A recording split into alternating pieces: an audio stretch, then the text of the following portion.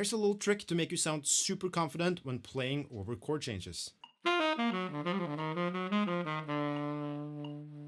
If you've been to my channel before, then you know that I've been talking a lot about playing chord tones or arpeggios to really outline the harmony of a song. This is a slightly different approach that will make you outline the harmony without necessarily playing the chord tones. And this is something I picked up from a Berklee teacher, probably one of the greatest teachers I've ever had, Hal Crook, and he called it sweet notes. So on any given chord, figure out what the chord scale is and see what notes in that chord scale are different from the notes in the previous chord scale. Now by playing these sweet notes, you can really outline the harmony of that chord in a way that's going to make it sound like you really know the ins and outs of that given chord. Not just the chord tones, not just the chord scale, but the notes that make that chord stand out from the rest of the chords. Now to give you an example of this, I'm going to take the A section of cello key. Just to make it easier for myself, I'm going to be talking in tenor key, but for concert instruments, that's just down a whole step, and for E-flat instruments like alto saxophone, that's down a fourth.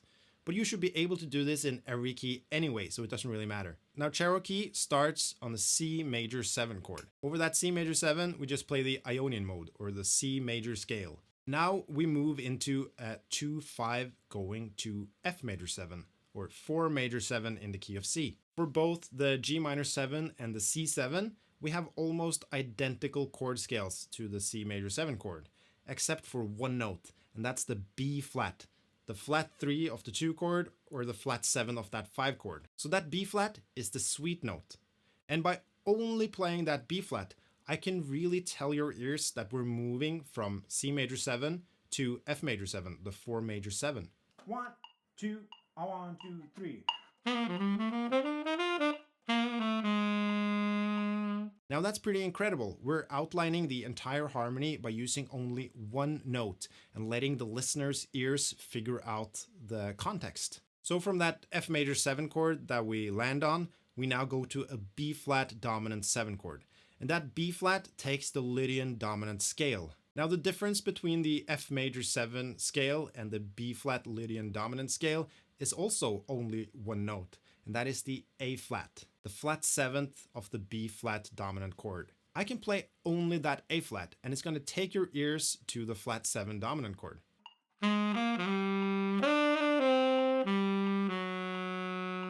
So now we're going back to a C major 7, and now we have two notes that are going to be different.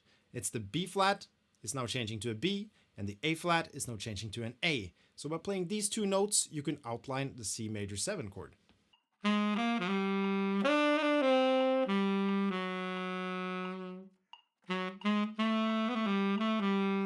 Now from that C major 7, we are going to a D7 chord. It's the 5-7 of 5, and what I like to do on 5-7 of 5 is to play the Lydian dominant scale. And if you use the Lydian dominant scale, there are going to be two notes that are different from the C major 7 scale. It's F sharp, the 3rd of the chord, and G sharp, the sharp 11 of that chord. Again, listen to how I can really outline the harmony and tell your ears where this is going by only playing those two notes.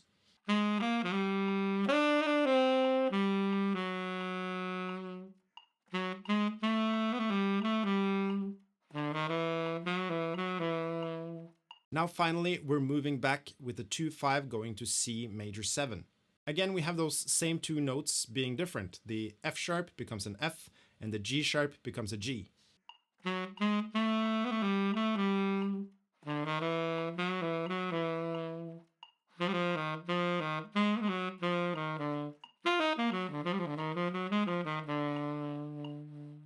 So now let's take a listen to what it sounds like when I improvise over cello key using those sweet notes to outline the harmony.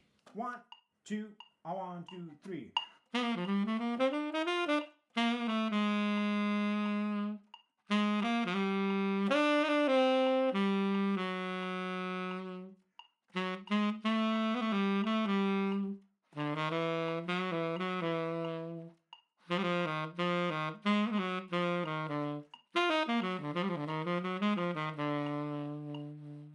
Big shout out to Hal Crook for this concept. Definitely go buy his books, Ready, Aim, Improvise, and Beyond Time and Changes. Some great educational stuff in there, and he's probably one of the greatest jazz educators of our time. That's it for this video. Follow for more jazz content and improvisation tips.